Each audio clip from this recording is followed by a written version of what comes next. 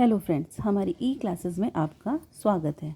हम पढ़ रहे हैं इलेक्ट्रिक चार्जेस एंड फील्ड के न्यूमेरिकल्स। आज का हमारा क्वेश्चन है, वायु में 50 सेंटीमीटर दूरी पर रखे दो छोटे आवेशित गोलों पर पृथक पृथक 6.5 इंटू 10⁻⁻7 कूलाम का आवेश है तथा इसी साइज का कोई तीसरा गोला जो कि अनावेशित है पहले तो पहले गोले के संपर्क तथा उसके पश्चात दूसरे गोले के संपर्क में आकर अंत में दोनों से ही हटा लिया जाता है। अब दोनों गोलों के बीच नया प्रतिकर्षण बल कितना है। पहले मान लेते 3 गोले हैं, ए, बी और सी। ए पर आवेश कितना है Q1, बी पर कितना है Q2 और सी पर कितना है Q3। तो Q1 कितना दिया है, Q1 एंड Q2 सेम है, पृथक पृथक 6.5 इंटू 10⁻⁻7 कूलाम का आवेश है। Q2 कितना हो गया 6.5 इंटू 10⁻⁻7 कूलाम। बट Q3 कितना है 0। R कितना दिया हुआ है 50 सेंटीमीटर यानी कि 0.5 मीटर। किसी को कन्वर्जन में प्रॉब्लम हो तो आप कमेंट सेक्शन में पूछ सकते हैं, उसका भी वीडियो बना दिया जाएगा। अब पहले क्या कह रहा है, पहले तो पहले गोले के संपर्क, तीसरा गोला जो कि अनावेशित है इसीलिए 0 है इसका।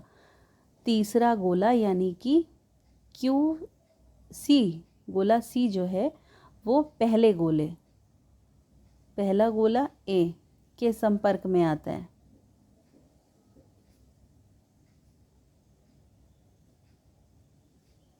तो जब अनावेशित आवेशित के संपर्क में आएगा तो चार्ज की एवरेजिंग हो जाएगी। तो जो Q1 का नया चार्ज निकल कर आएगा वो आएगा Q1 plus Q3 divided by 2। Simple है, दोनों की एवरेजिंग हो जाएगी। भाई एक में ये इसमें कितना है 6.5 into 10⁻⁻7 plus 0 divided by 2। Average ऐसी तो निकालते हैं, अगर एवरेज भी किसी को नहीं आता है तो आप पूछ सकते हैं। तो इसमें कितना हो जाएगा पॉइंट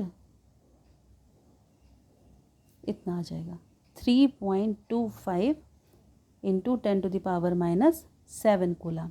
तो Q1 डैश कितना निकल के आ गया 3.25 इंटू 10⁻⁻7 कूलाम। अब क्या, अब ये संपर्क में आ चुका है। अब यही वाला तीसरा गोला C जो गोला है, गोला C वो अब गोला B के संपर्क में आता है।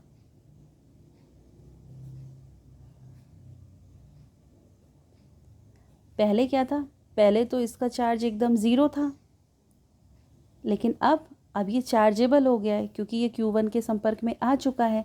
तो अब जब Q2 डैश निकलेगा तो ये कैसे निकलेगा Q2 प्लस, अब Q3 पर कितना चार्ज हो गया, सेम चार्ज हो गया, तो Q1 डैश डिवाइडेड बाई 2। भाई इसके साथ भी तो एवरेजिंग करेगा, तो इसका कितना हो जाएगा 6.5 इंटू 10⁻⁻7 प्लस, अब इतना चार्ज किया है 3.25 into 10⁻⁻7 divided by 2।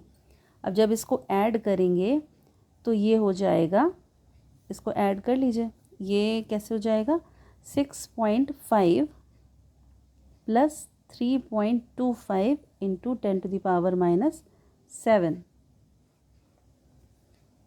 Divided by 2। ये क्या है, इसको कॉमन निकाल लिया है। मल्टीप्लाई में ऐड हो जाती हैं जो चार्ज होते हैं, लेकिन एडिशन में कॉमन निकाल देते हैं।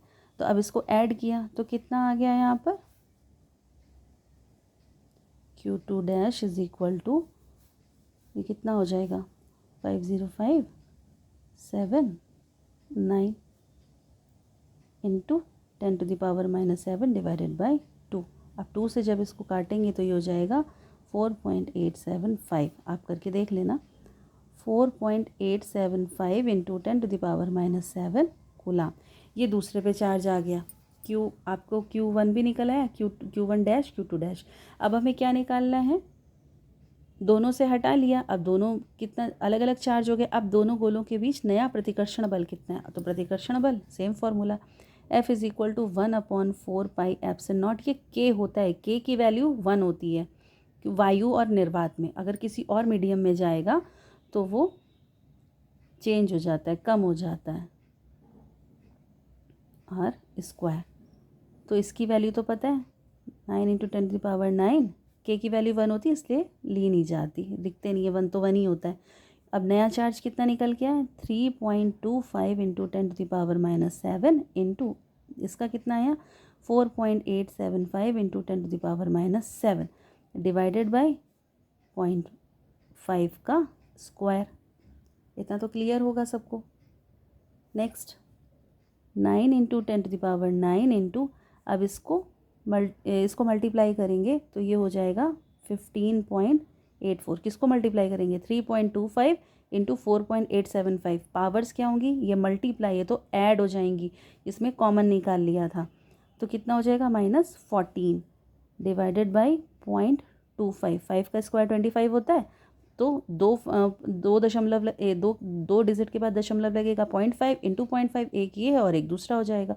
तो ये 2 के बाद लगा है, ये भी 2 के बाद लगा है। अब इसको यहीं पे सॉल्व कर देते, जब यहाँ डिवाइड करेंगे तो ये हो जाएगा 63.36।